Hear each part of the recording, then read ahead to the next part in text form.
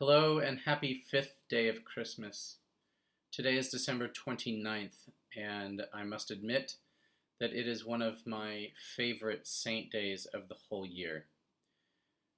Today is the day the church remembers St. Thomas Becket. St. Thomas Becket was a friend and a lawyer for King Henry II of England.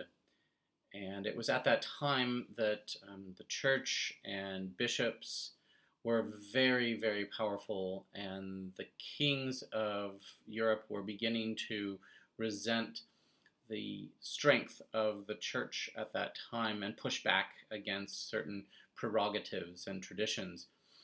And the Archbishop of Canterbury at the time was a thorn in the side of Henry II, and when the Archbishop died, Henry thought that it would be a really good idea to appoint his friend Thomas as Archbishop of Canterbury. Initially, Thomas resisted but accepted the post. It's a very powerful position, why wouldn't he?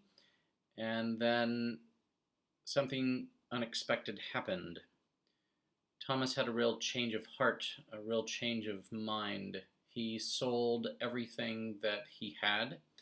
And having been Chancellor of England and in a very powerful position, he had become quite wealthy. He sold everything that he had, gave it to the poor, and devoted himself to the church in a way that was both surprising to everybody, including probably himself, but especially to Henry, and it was infuriating to Henry.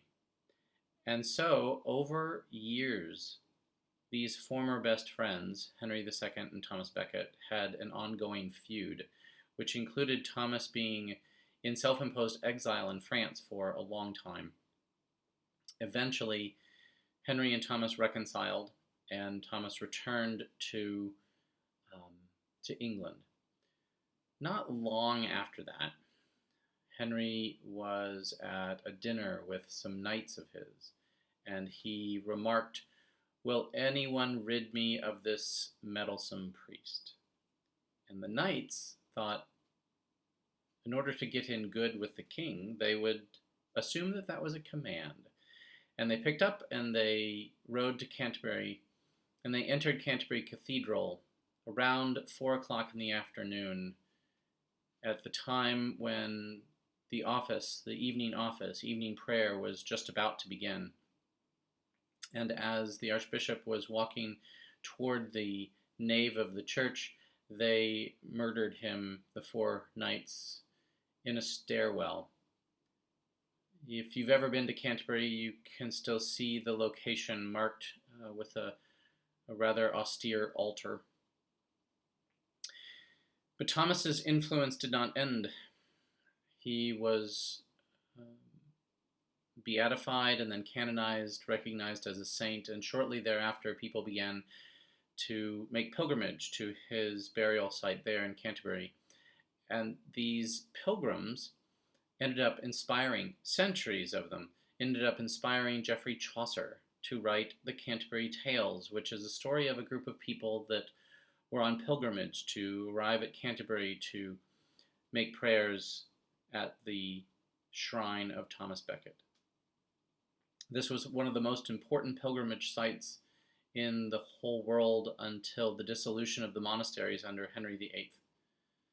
And so it is this example of a person who had been given everything that you could want, intelligence and wealth and power, from a worldly perspective, whose life was transformed by a life of service to the church, to the message of the gospel, and to the image that God would have us all be.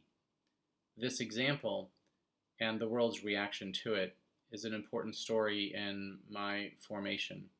And I encourage all of you to look into the story and the history and the traditions around Thomas Becket.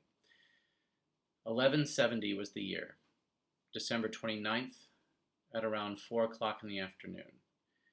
That was the martyrdom of Thomas Becket. And so on December 29th, this fifth day of Christmas, we remember and celebrate him.